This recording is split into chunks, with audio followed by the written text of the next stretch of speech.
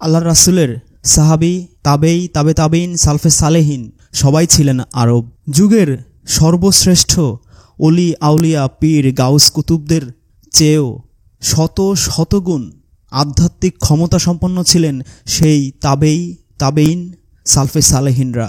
তাদের ঘোড়ার পায়ের ধুলির সমান যোগ্যতাও পরবর্তী প্রজন্মের কারো নেই। এই অন্ধ আরব ভক্তি, আরব পূজার নামে তাবেঈন, সালফে সালেহিনদের সোহবতে ছিলাম, তাদের সাথে মিশেছিলাম, তাদের কাছ থেকে অনেক কিছু শিখেছিলাম। এই প্রোপাগান্ডা চালিয়ে একজন বানিয়েছে হানাফি মাযহাব, একজন শাফি মাযহাব, একজন মালিকি মাযহাব, একজন হাম্বলি মাযহাব।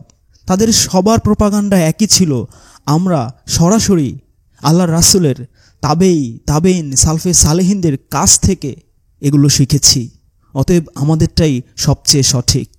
এইভাবে আরববাসী তাবেঈ, তাবেঈন, সালফে সালেহিনদের নাম ভাঙিয়ে মুসলিমরা শত শত দলে উপদলে বিভক্ত হয়েছে, যেই বিভক্তির শেষ হওয়ার কোনো নাম নেই, বরং তা বেড়েই চলেছে।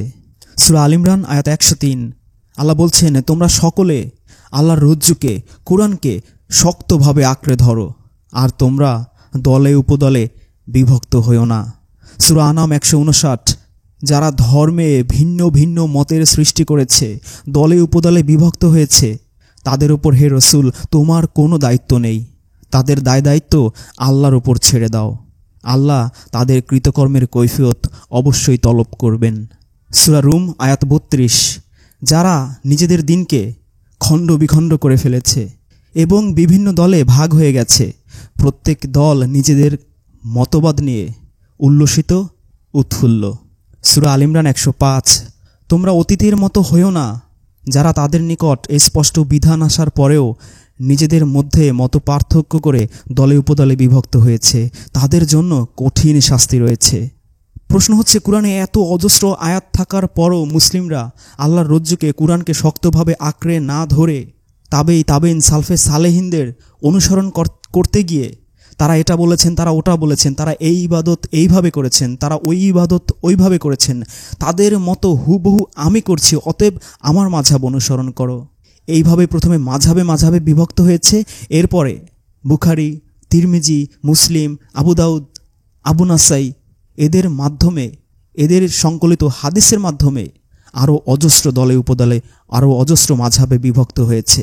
কিন্তু রাষ্ট্রীয় পৃষ্ঠপোষকতা পাওয়ার কারণে শুধুমাত্র 4টা মাযহাব টিকে গিয়েছে এবং অন্য ছোটোখাটো যত মাযহাব ছিল সবগুলো কালের অতল গহ্বরে হারিয়ে গেছে। কিন্তু আবার আমরা দেখছি বর্তমান সৌদি পরিবার রাষ্ট্র ক্ষমতায় আসার পর তাদের পৃষ্ঠপোষকতায় লামাযহাবি, ওয়াহাবি, আহলে হাদিস নামে নতুন আরেকটি দল উপদল সারা পৃথিবীতে ছড়িয়ে পড়ছে এবং বাংলাদেশে তো দারুণ জনপ্রিয়তা পেয়েছে। এইভাবে তাবেঈ, তাবেঈন, সালফে সালেহিনদের অন্ধভক্তি, তারা আধ্যাত্মিকতায় অনেক অনেক শ্রেষ্ঠ, আরবদের মতো শ্রেষ্ঠ কেউ হতেই পারে না। কুরাইশরা হচ্ছে পৃথিবীর সর্বশ্রেষ্ঠ জাতি, আল্লাহর নবীর জন্ম আরবে, কুরআনের ভাষা আরবি, মক্কা, মদিনা, কাবা, নবীর কবর, অসংখ্য সাহাবাদের কবর, অনেক ঐতিহাসিক স্থান রয়েছে আরবে। এইভাবে আরব দেশ আমাদের মুসলমানদের মধ্যে একটা বিশাল জায়গা দখল করে আছে। আর এই জন্যেই বাংলাদেশ, ভারত, পাকিস্তান, ইন্দোনেশিয়া, মালয়েশিয়া সহ অসংখ্য নন আরবি দেশে মোল্লাদের অন্ধ আরব প্রীতি যুগে যুগে সাধারণ মানুষকে করেছে পথভ্রষ্ট। কারণ কুরআনে আরবদের সম্পর্কে যা বলা আছে তা যদি তারা জানতো বা প্রচার করত, তাহলে এই অন্ধ আরব ভক্তি কখনোই তাদের থাকতো না। বেশিরভাগ মোল্লারাই অন্ধভাবে এই আরবদের অনুসরণ করে থাকেন। বিশেষ কিছু ক্ষেত্রে যখন কোনো বিষয় নিয়ে মোল্লাদের মধ্যে মতের অমিল হয়, তখন অনেক সময় মোল্লারা তাদের যুক্তির পক্ষে আরব দেশের উদাহরণ টানেন।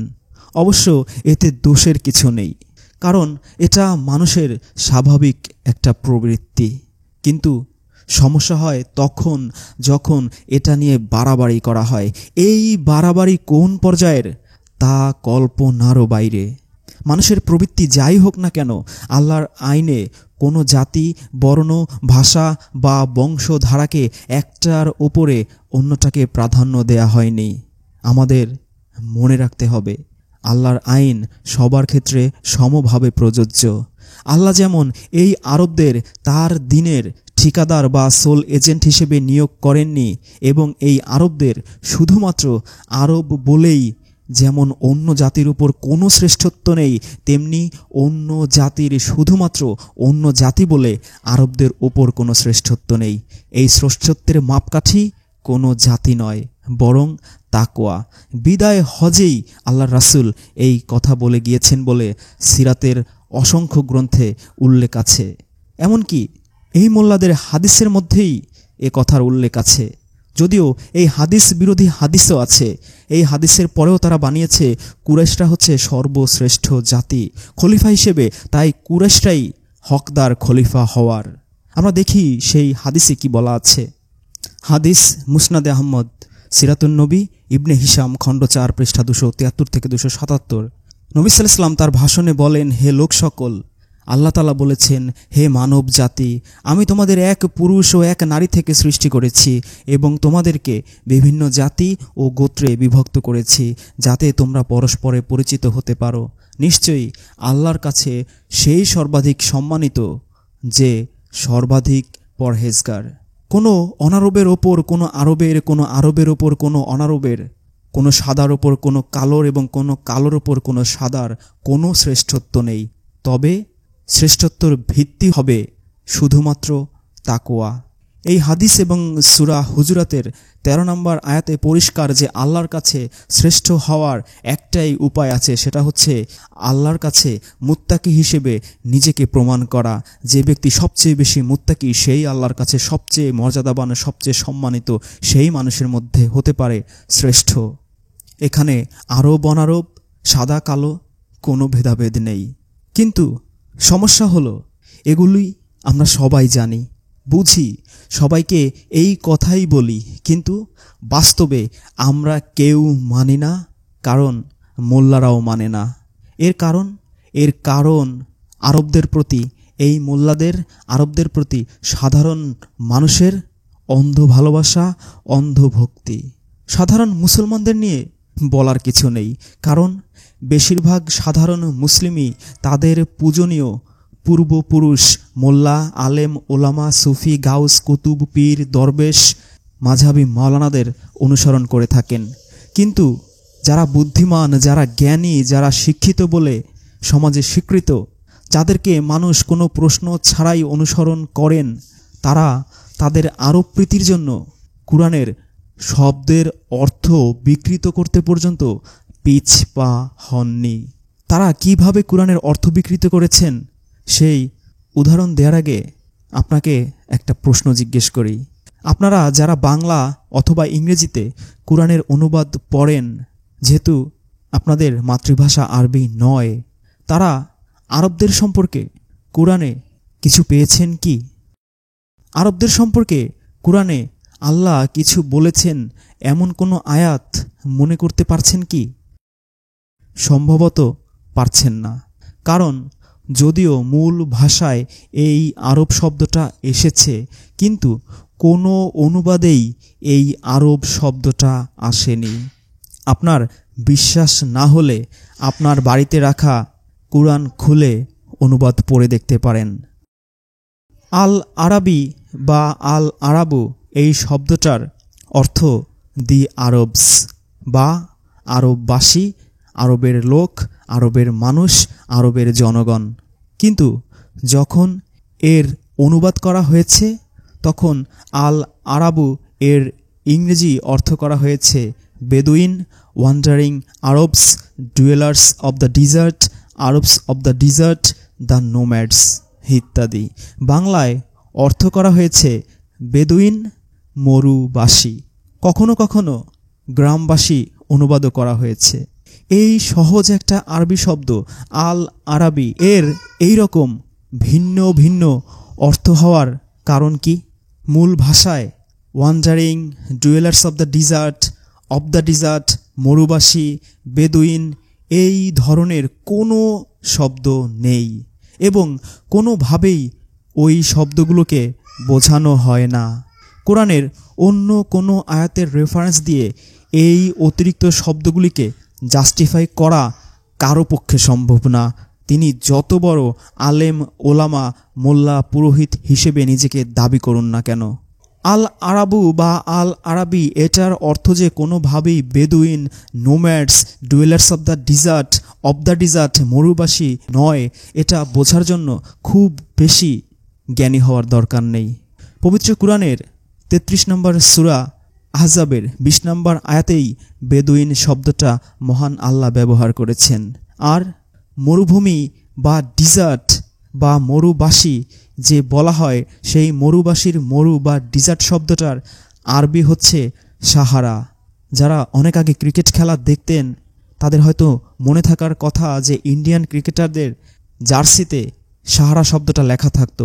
Sahara TV channel, Sahara company ভারতের খুব বিখ্যাত এক কোম্পানি ছিল। এই সাহারা আরবি শব্দ, এর বাংলা হচ্ছে মরুভূমি বা ডিজার্ট। তাহলে প্রশ্ন উঠছে, কেন এই অনুবাদকারীরা আরবি ভাষা থেকে যখন অন্য ভাষায় অনুবাদ করেছেন তখন এই আরব শব্দের ইচ্ছাকৃত ভুল অর্থ করেছেন? এর কারণ হচ্ছে এই মোল্লাদের অন্ধ আরব ভক্তি, অন্ধ আরব প্রীতি। কারণ তারা যদি এই আরবদের অন্ধ ভক্তি প্রমাণ করতে না পারে তাহলে তাদের কোনো মাঝহাব টিকে থাকবে না, কোনো সিয়াসিত্তার হাদিস টিকে থাকবে না। কারণ তারা তো এই অন্ধভক্তির নামেই এই তাবেইন সালফে সালেহিনদের সোহবতের থেকে, তাদের কাছ থেকে ডাইরেক্ট শিখেছি, তারাই সবচেয়ে শ্রেষ্ঠ মানুষ ছিলেন এই জাতির। সেই প্রোপাগান্ডা চালিয়েই তারা এগুলো মার্কেটিং করতে পেরেছিলেন। সুতরাং এই আরবদের প্রকৃত মুখোশ উন্মোচিত হয়ে যাবে। পবিত্র কুরআনে সূরা তাওবার 97 নম্বর আয়াতে অর্থ করা হয়েছে। বয়ান ফাউন্ডেশন অনুবাদ করেছে বেদুইন, তাইসিরুল কুরআন অনুবাদ করেছে বেদুইন আরবরা কুফরি আর মুনাফিকিতে সবচেয়ে কঠোর, আর আল্লাহ তার রাসূলের প্রতি যা অবতীর্ণ করেছেন তার সীমারেখার ব্যাপারে অজ্ঞ থাকার তারা অধিক উপযুক্ত, আর আল্লাহ সর্বজ্ঞ মহাপ্রজ্ঞাবান।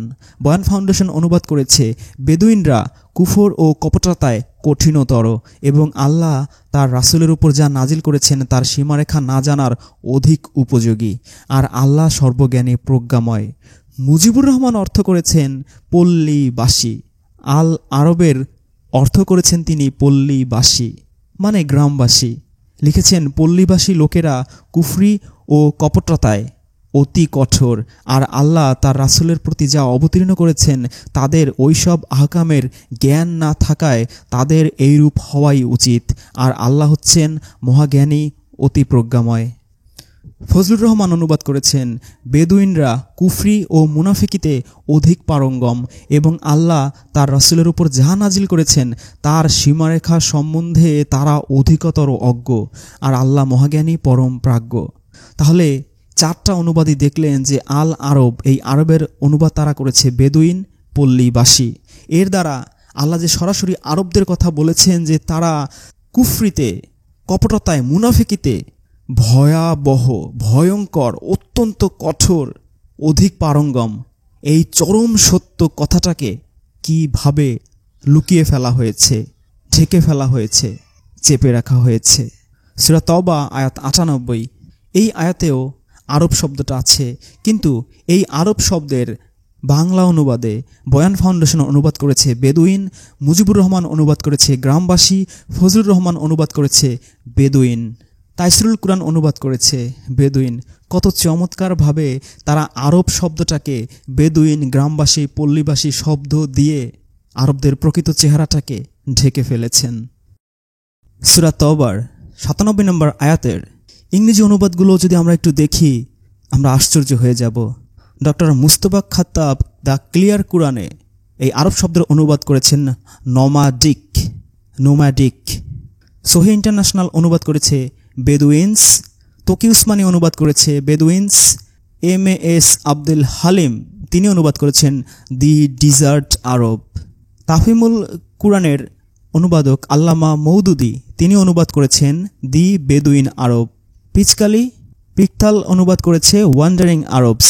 ইউসুফ আলী অনুবাদ করেছে আরব অব দ্য ডিজার্ট। 98 নম্বর আয়াতের ডক্টর মুস্তফা খাত্তাব অনুবাদ করেছেন নোম্যাডস। সহি ইন্টারন্যাশনাল অনুবাদ করেছে বেদুইনস, তকি উসমানী অনুবাদ করেছে বেদুইনস, আব্দুল হালিম অনুবাদ করেছে ডিজার্ট আরব, মওদুদি অনুবাদ করেছে বেদুইন, পিকথাল অনুবাদ করেছে ওয়ান্ডারিং আরবস, ইউসুফ আলী অনুবাদ করেছে ডিজার্ট আরব, তাইসিরুল কুরআন বেদুইন, মুজিবুর রহমান গ্রামবাসী, রাওয়াই আল বয়ান তিনি অনুবাদ করেছেন বেদুইন, আবু বকর মুহাম্মদ জাকারিয়া তিনি অনুবাদ করেছেন মরুবাসী। সূরা তওবার ৯৯ নম্বর আয়াতের আরব থাকা সত্ত্বেও এই আরবের অনুবাদ ডক্টর মুস্তফা খাত্তাব করেছেন নোম্যাডিক, সহি ইন্টারন্যাশনাল অনুবাদ করেছে বেদুইন, তকি উসমানী অনুবাদ করেছে বেদুইন, আব্দুল হালিম অনুবাদ করেছে ডিজার্ট আরব, মওদুদি অনুবাদ করেছে বেদুইন, পিকথাল অনুবাদ করেছে ওয়ান্ডারিং আরবস, ইউসুফ আলী অনুবাদ করেছে ডিজার্ট আরব, তাইসিরুল কুরআন অনুবাদ করেছে বেদুইন, মুজিবুর রহমান অনুবাদ করেছে গ্রামবাসী, রাওয়াই আল বয়ান তিনি অনুবাদ করেছেন বেদুইন, ডক্টর আবু বকর মুহাম্মদ জাকারিয়া তিনি অনুবাদ করেছেন মরুবাসী। যারা এতক্ষণ ধরে এই খুতবাটা শুনছেন তারা নিশ্চয়ই বুঝতে পেরেছেন যে প্রত্যেকটা অনুবাদক ইচ্ছাকৃতভাবেই ভুল অনুবাদ করেছেন। এখন আপনারা কি ধারণা করতে পারছেন যে এর কারণ কি? যারা ধারণা করতে পারেননি তাদের উদ্দেশ্যে বলছি, আল্লাহ এই আরবদের সম্পর্কে পবিত্র কুরআনে যা বলেছেন তা বেশিরভাগই খারাপ, ঋণাত্মক, নেতিবাচক। কিন্তু আমাদের মোল্লারা আল্লাহর বলা এই আরবদের উদ্দেশ্যে এই খারাপ কথাগুলো, নেতিবাচক কথাগুলো, তাদের প্রকৃত চরিত্রগুলো, তাদের মন মানসিকতাগুলো যেন আমরা বুঝতে না পারি সেজন্যই অর্থবিকৃতির মাধ্যমে বেদুইন, যাযাবর, মরুবাসী, পল্লীবাসী, নোম্যাড, ডিজার্ট আরব এ ধরনের শব্দ ব্যবহার করে আরবদের উদ্দেশ্যে বলা নেতিবাচক শব্দগুলোকে আড়াল করার ঘৃণ্য অপচেষ্টা চালিয়েছেন। এই অনুবাদগুলো পড়লে আপনার মনে হবে এই খারাপ কথাগুলো, এই নেতিবাচক কথাগুলো আরবদের উদ্দেশ্যে নয়, বরং ওই ডিজার্ট পিপল, নোম্যাড, বেদুইন, মরুবাসী, পল্লীবাসী, গ্রামবাসী এদের উদ্দেশ্যে বলা হয়েছে। আর এটা করে তারা আরবদের দোষ ঢেকে ফেলেছেন। আর এর ফলাফল যে কি ভয়াবহ হয়েছে তা তো যারা একটু চোখ কান খোলা রেখেছেন তারা খুব সহজেই অনুভব করতে পারছেন, উপলব্ধি করতে পারছেন। এই আরবদেরই পূজা করে, অতি ভক্তি করে তাদেরকে এমন উচ্চতায় নিয়ে যাওয়া হয়েছে যে তাদের ঘোড়ার পায়ের ধুলার সমান যোগ্যতাও পৃথিবীর পরবর্তী প্রজন্মের কোনো মুসলিম অর্জন করতে পারবে না। এজন্যই তাদের অন্ধভক্তি করতে হবে। তারা যা করেছেন, যা বলেছেন সব কিছু অক্ষরে অক্ষরে ওইভাবে পালন করতে হবে। আর এইভাবে পালন করতে গিয়েই পবিত্র কুরআনের অজস্র আয়াতকে ভায়োলেট করে আমরা পবিত্র কুরআনকে দূরে সরিয়ে ফেলে দলে উপদলে বিভক্ত হয়েছি। কখনো মাযহাবে, কখনো হাদিসে, কখনো শিয়াতে, সুন্নিতে, কখনো মুতাজিলা, কখনো খারেজি, কখনো তাবলিগি, কখনো জামাতি, কখনো পীরবাদী, কখনো সুফিবাদী, কখনো মাজারবাদী, কখনো মডারেট, কখনো ওহাবি, কখনো আহলে হাদিস, কখনো সালাফি, কখনো বেরেলবি, কখনো কাদিয়ানি, কখনো দেওয়ানবাগি, কখনো রাজারবাগি, কখনো পীর পূজারি, কখনো মোল্লা পূজারি। যারা যেইভাবে আমাদের বোঝাচ্ছেন সেই সাহাবি, তাবেই, তাবে তাবেইন, সালফে সালেহিনদের দোহাই দিয়ে সেইভাবেই আমরা বুঝছি। কিন্তু তারা যে আল্লাহর রাসূলের যুগেই কেমন ছিল তা তো কুরআনের পাতায় পাতায় আছে। তার পরবর্তী যুগে কেমন ছিল তা সিরাতে রাসূল পড়লে আপনার দু চোখ কান্নায় ভেসে যাবে। আল্লাহ রাসূলের মৃত্যুর পর প্রথম খলিফা যে যুদ্ধগুলো করেছেন তার বেশিরভাগ যুদ্ধই তিনি এই আরবদের সাথেই করেছিলেন। আর সবচেয়ে রক্তাক্ত ইতিহাস চতুর্থ খলিফা হযরত আলী। আল্লাহর রাসূল সারা জীবনে যত যুদ্ধ করেছেন, যত মুসলিম তাদের জীবন দিয়েছেন, তার চেয়ে কয়েক শত হাজার গুণ বেশি মুসলিম মৃত্যুবরণ করেছে সিফফিনের যুদ্ধে। ৬০, ৭০, ৮০ হাজার মুসলিমের রক্তে রঞ্জিত হয়েছে আরবের মাটি। সেই মুয়াবিয়া, হযরত আলী উভয়ের পক্ষে ৬০, ৭০, ৮০ হাজার মানুষ যুদ্ধ করে জীবন দিয়েছে। যারা এই দুজনকে তাদের কর্মকাণ্ডের জন্য তাদের দল থেকে বেরিয়ে গিয়েছিলেন তাদেরকে খারেজি নাম দেয়া হয়েছে। অথচ তারা বলেছিল যে কুরআনে স্পষ্ট করে বলা আছে যতক্ষণ পর্যন্ত ফিতনা শেষ না হয় ততক্ষণ পর্যন্ত যুদ্ধ চালিয়ে যাও। হযরত আলী, তুমি কেন ফিতনা শেষ হওয়ার আগেই যুদ্ধ বন্ধ করলে? কেন তুমি কোরআনের আয়াত ভায়োলেট করলে? আর ভায়োলেট করার কারণেই তো তারা সুযোগটা পেল এখন তোমাকে খলিফার পদ থেকে অব্যাহতি দিয়ে নিজেরাই নিজেদের খলিফা হিসেবে ঘোষণা দিল। কেন তুমি এই কোরআনের আয়াতটা ভায়োলেট করলে? এই কারণেই তাদের বিরুদ্ধে হযরত আলী নাহওয়ানের যুদ্ধ করেছেন। 10,000 মানুষ মৃত্যুবরণ করেছে। তারা সঠিক ছিল না ভুল ছিল সেটা গুরুত্বপূর্ণ নয়। গুরুত্বপূর্ণ হলো মুসলিমদের সাথে যুদ্ধ করেছিল। সেই যুদ্ধ মুয়াবিয়া যখন উমাইয়া সাম্রাজ্য প্রতিষ্ঠা করে, তারপর একের পর এক উমাইয়া খলিফারা, সম্রাটরা, রাজারা, বাদশারা করেই গিয়েছেন। একের পর এক রাজা বাদশাদের কর্মকাণ্ডে সাধারণ মানুষ অতিষ্ঠ হয়ে গিয়েছিল। আর সেখান থেকেই একের পর এক বিভিন্ন দল উপদলের সৃষ্টি হয়েছিল। এই আরব পূজা, সাহাবি পূজা, তাবেই পূজা, তাবেইনদের পূজার মাধ্যমে তাদের অতি ভক্তির নামে তারা সর্বশ্রেষ্ঠ মানুষ ছিল এই প্রোপাগান্ডার মাধ্যমে। অথচ আল্লাহ কুরআনে পরিষ্কার করে বলে দিয়েছেন, কোনো আরব কোনো অনারবের উপর শ্রেষ্ঠ নয়। আল্লাহর কাছে শ্রেষ্ঠ হতে গেলে তাকে বাংলাদেশি, ভারতী, ইন্দোনেশীয়, মালয়েশীয়, ইউরোপীয়, আফ্রিকীয় কোনো কিছু হওয়ার প্রয়োজন নেই। সে যেখানকারই হোক না কেন, সূরা হুজুরাতের 13 নম্বর আয়াতে আল্লাহ বলে দিয়েছেন আল্লাহর কাছে সেই অধিক মর্যাদা সম্পন্ন যে মুত্তাকি।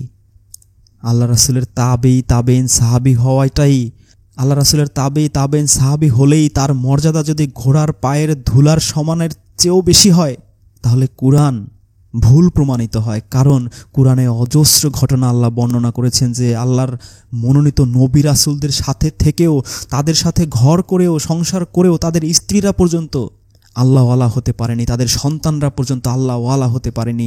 নূহ নবীর ঘটনা আমাদের চোখে আঙুল দিয়ে দেখিয়ে দেয় তার সন্তান। লূত নবীর ঘটনা আমাদের চোখে আঙুল দিয়ে দেখিয়ে দেয় তার স্ত্রীর কথা। নবী রাসূলদের সন্তান হলেই, স্ত্রী হলে, পিতা হলেও আল্লাহর কাছে তার কোনো মর্যাদা হতে পারে না। সেখানে সাহাবী, তাবেইন তো অনেক দূরের ব্যাপার। আরবদের সম্পর্কে আল্লাহ যা বলেছেন সূরা তওবার 90, 97 থেকে 101, সূরা তওবার 120, 33 নম্বর সূরা আহজাবের 20, 48 নম্বর সূরা ফাতিরের 11 এবং 16 নম্বর আয়াতগুলো পড়লে আপনি পরিষ্কারভাবে বুঝতে পারবেন। আমি শুধু 3টা আয়াতের অনুবাদ দিলাম, আপনারা ইচ্ছে করলে সবগুলো আয়াত পড়ে দেখতে পারেন। পড়ার সময় আরবি ভাষা এবং এর অনুবাদের দিকে খেয়াল রাখলেই আসল রহস্য উদ্ঘাটন করতে পারবেন। তারপরও যদি কেউ বলেন না এই আরবের অর্থ বেদুইন, মরুবাসী, পল্লীবাসী হবে, তারা সূরা আহজাবের 20 নম্বর আয়াতটা আবারও পড়ুন। ওইখানে আল্লাহ পাক এই বেদুইন শব্দটা, পল্লীবাসী শব্দটা, মরুবাসী শব্দটা আল্লাহ নিজেই প্রয়োগ করেছেন সূরা আহজাব 33 নম্বর সূরার 20 নম্বর আয়াতে। আল্লাহ এই আয়াতে পরিষ্কার করে বলে দিয়েছেন বেদুইন ফিল আরাবি, আরবদের মধ্যে যারা বেদুইন, যারা পল্লীবাসী, তাদেরকে আল্লাহ আলাদা পৃথক করে বুঝিয়ে দিয়েছেন সূরা আহজাবের 20 নম্বর আয়াতে। সুতরাং সকল আয়াতগুলোতে এই আল আরবের অর্থ বেদুইন দেয়াটা আর সাধারণ মুসলিমদের ধোঁকা দিয়ে বোকা বানানোটা আর কতকাল চলবে তাই ভাবছি। সমগ্র পৃথিবীতে এত কঠিন আত্মার, কঠিন অন্তরের, কঠিন মনের মানুষ খুবই কম আছে। আল্লাহর রাসূলের সুন্দর চেহারা দেখে, তার আধ্যাত্মিকতা দেখে, তার বিনয় মাধুর্য দেখেও যাদের মন গলেনি, 13টা বছর মাত্র অল্প কয়েকজন মানুষ ইসলামের ছায়াতলে এসেছিল। বাকি লক্ষ লক্ষ আরববাসী 90%-এরও বেশি তাকে দু চোখে সহ্য করতে পারেনি। তাকে এত অত্যাচার করেছে, অত্যাচারের করতে করতে করতে করতে তিনি অতিষ্ঠ হয়ে গিয়েছিলেন। তাকে এক ঘরে করে রাখা হয়েছিল 3 বছর, ঘাস পাতা খেয়ে তার পরিবার সহ তাকে বেঁচে থাকতে হয়েছে। তারপরও যখন তাকে টলাতে পারেনি তখন তাকে হত্যা করার জন্য সবাই একত্রিত হয়েছে। তারপর রাতের অন্ধকারে তিনি হিজরত করে মদিনায় চলে গিয়েছেন, সেখানে গিয়েও তাকে হত্যা করতে চেয়েছে। কত কঠিন অন্তর হলে আরবরা এরকম করতে পারে। তারপর আল্লাহর রাসূলের সাথে যারা ছিল তার মধ্যে যে কি ভয়ঙ্কর মুনাফিকরা ছিল লুকিয়ে, তা তো আমরা কুরআনের পাতায় পাতায় দেখতে পাই। মক্কা বিজয়ের পরে যারা ইসলাম ধর্ম গ্রহণ করেছিল তার সিংহভাগই ছিল সেই মুনাফিক, যারা নিজেদের জান বাঁচাতে, প্রাণ বাঁচাতেই শুধুমাত্র মুখে মুখে ইসলাম কবুল করেছিল, অন্তরে তাদের ইসলামের ছিটে ফোঁটাও ছিল না। কারণ 23 বছর ইসলামকে ধ্বংস করার জন্য যারা উঠে পড়ে জীবন বাজি রেখে নিজেদের জান মাল সম্পদ সব কিছু উজাড় করে দিয়ে দিনের আলোকে নিভিয়ে ফেলতে চেয়েছিল, তারা হুট করে ইসলাম ধর্ম গ্রহণ করবে মক্কা বিজয়ের পরে, এটা তো শুধুমাত্র যারা বোকা তারাই বিশ্বাস করবে। তাদের অধিকাংশ সিংহভাগই যে মুনাফিকি মুসলিম ছিল, মন থেকে ইসলাম গ্রহণ করেনি, তা তো আমরা আল্লাহ রাসূলের ওফাতের পর থেকেই ইসলামের ইতিহাসগুলো পর্যালোচনা করলে দেখতে পাই। যারা মধ্যপ্রাচ্যে থাকেন, যারা আরবের বিভিন্ন দেশগুলোতে থাকেন, তারা নিশ্চয়ই খুব ভালোভাবে জানেন আরবদের মন, আত্মা, অন্তর কতটা শক্ত, কতটা পাষাণ, কতটা কঠিন মনের। আর এ কারণেই হয়তো যুগে যুগে অধিকাংশ নবী রাসূল আল্লাহ সবচেয়ে কঠিন মনের মানুষদের কাছেই পাঠিয়েছিলেন। মহান আল্লাহ আমাদেরকে এই অন্ধ আরব ভক্তি, অন্ধ আরব পূজা থেকে বের হয়ে এসে, এবং আল্লাহর চোখে যে কোনো ধনী গরিব, আরব অনারব, ভারতীয় আফ্রিকান, সাদা কালো, ইউরোপিয়ান সোমালিয়ান কোনো বিভেদ নাই, আল্লাহর কাছে সবচেয়ে বেশি সম্মান, সবচেয়ে বেশি মর্যাদা এবং শ্রেষ্ঠত্বের অধিকারী হতে পারে শুধুমাত্র মুত্তাকিরা। সূরা হুজুরাতের 13 নম্বর আয়াত অনুযায়ী সেই মুত্তাকি হওয়ার সাধনায় আত্মনিয়োগ করার তৌফিক এনায়েত করুক। আলহামদুলিল্লাহি রব্বিল আলামিন।